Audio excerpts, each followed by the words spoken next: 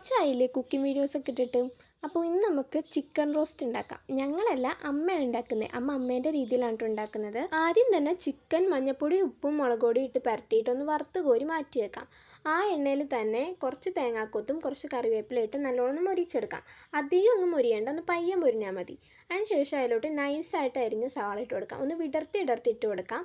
എന്നിട്ട് നല്ലോണം ഒന്ന് മിക്സ് ചെയ്യാം. ഇനി സവാള നല്ലോണം ഒന്ന് വഴന്ന് കിട്ടാൻ വേണ്ടി കുറച്ച് ഉപ്പും കൂടി ആഡ് ചെയ്തിട്ട് നമുക്ക് നല്ലോണം മിക്സ് ചെയ്തെടുക്കാം. ഇനി ഇതിലേക്ക് പൊടികൾ ഇട്ട് കൊടുക്കാം. മുളക് പൊടി, മഞ്ഞൾപ്പൊടി, മല്ലിപ്പൊടി, മസാലപ്പൊടി, കുരുമുളക് പൊടി, ഇത്രയും പൊടികളാണ് ഇട്ട് കൊടുക്കേണ്ടത്. അതിന് മുമ്പ് അതിലേക്ക് ഇഞ്ചി വെളുത്തുള്ളി പേസ്റ്റ് ഇട്ട് കൊടുത്ത് ഒന്ന് നന്നായിട്ടൊന്ന് മിക്സ് ചെയ്തെടുക്കണേ. അതിൻ്റെ ഇത് എടുക്കാൻ മറന്നുപോയി. ഇനി ആ പൊടിയെല്ലാം ഇട്ടിട്ട് നല്ലോണം ഒന്ന് മൂപ്പിച്ചെടുക്കാം. നന്നായിട്ട് ആ പച്ചമണമൊക്കെ ഒന്ന് പൊടീൻ്റെ മാറി കഴിയുമ്പോൾ അതിലോട്ട് ആവശ്യത്തിന് വെള്ളം ഒഴിച്ചു കൊടുക്കാം. ആവശ്യത്തിന് പറയുമ്പോൾ കുറച്ച് ഒഴിച്ചെടുത്താൽ മതി. റോസ്റ്റ് അല്ലേ ഉണ്ടാക്കുന്നത്, എന്തായാലും വെള്ളം വറ്റി വരണമല്ലോ. അത് വെള്ളം കൂടി ഒഴിച്ച് നല്ലോണം ഒന്ന് മിക്സ് ചെയ്തെടുക്കാം. വെള്ളം തിളച്ച് കഴിയുമ്പോൾ അതിലോട്ട് വറുത്ത് മാറ്റി വെച്ച ചിക്കനും കൂടി ഇട്ട് കൊടുത്ത് നല്ലോണം വെള്ളം വറ്റിച്ചെടുക്കാം. അപ്പോൾ ചിക്കൻ റോസ്റ്റ് റെഡി ആയിട്ടുണ്ട്. അപ്പോൾ നെക്സ്റ്റ് വീഡിയോ പിന്നെ കാണാം. Bye guys.